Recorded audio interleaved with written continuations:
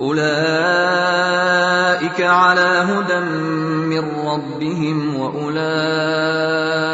هم المفلحون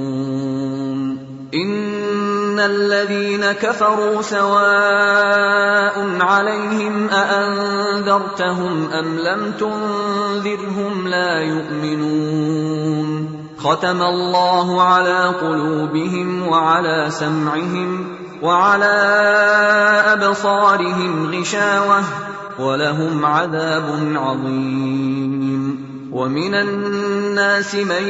يقول آمنا بالله وباليوم الآخر وما هم بمؤمنين يخادعون الله والذين آمنوا وما يخدعون إلا أنفسهم وما يشعرون